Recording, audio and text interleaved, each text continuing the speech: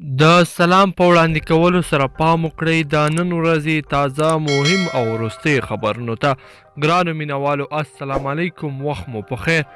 ډونالډ ټرمپ وایي هر څه سم دي. د امریکا ولسمشر ډونالډ ټرمپ د ایران د توغندیزو بریدونو په غبرګون کې ویلي دي چې دوی په سیمه کې پیاوړی پوځ لري او هر څه سم روان دي.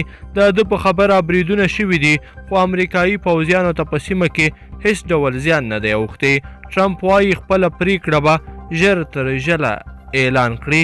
پراولید د هیواد دفاع وزارت د یوې خبرپاڼې په خپرولو سره ویلي چې د ملي اردو یوه MI-15 ډوله چورلکه چې د فراه ولایت له مرکزه د یاد ولایت پر چمن ولسوالۍ ته پر لاره وه، نن سهار شاوخوا 11 بجې رانسکوره شوې ده.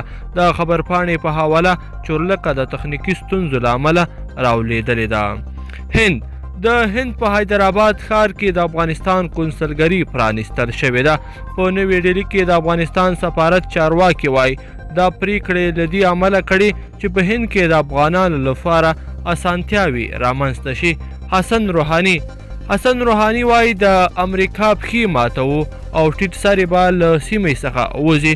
د ایران ولسمشر حسن روحاني په عراق کې د امریکایي ځواکونو پر دوه اډو تر توغندیي بریدونو وروسته یوې خبري غونډې ته په خبرو کې ویلي امریکا هڅه کوي په دې بریدونو سره خپل دوه ناوړه اهداف ترلاسه کړي، چې یو په ایران کې نفاق ته لمن وهل او بل هغه یې د عراق او ایران ترمنځ واټن رامنځته کول دي.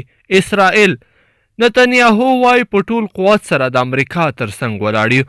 د اسرائیل لومړي وزیر بنیامین نتنیاهو ویلي د ایران په اړه د دوی دریځ پخوانی دی او په خپل ټول قوت به د خپل ستراتیژیک ملګري یعنی امریکا تر څنګ ولاړ وي. هغه زیاته کړې ایران په ټوله سیمه کې د ترهګرو پالنه کوي.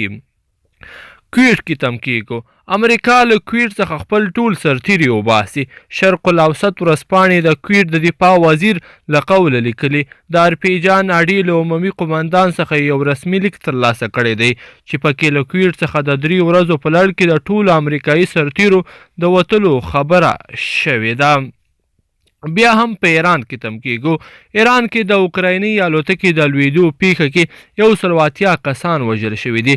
د ایران په تهران ښار کې د یوې اوکرایني الوتکې د سقوط له امله 180 کسان وژل شوي دي. ایراني رسنیو ویلي په اوکرایني بویني الوتکه کې 180 کسان سپاره وو چې یو هم ژوندی نه دی پاتې شوی.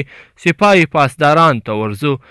سپاهي پاسداران وایي هر هیواد ته چې امریکایان وو څخه په موږ برید وکړي خو نړۍ ځواب به ورکړو. د ایران سپاهي پاسدارانو په عراق کې د امریکایانو پر عین الاسد نظامي اډه له توغندیزو بریدونو وروسته خبرداری ورکړې.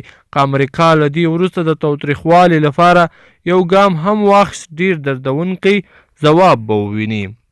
ګرانو مینوالو په دې هیله چې د نن ورځې خبري ټولګه مو راسره تر پایه پورې کتلې وي. که چیرې مو خوښ شوي وي نو در سره لایک کړئ او ملګرو سره یې هم شریکه کړئ. مننه.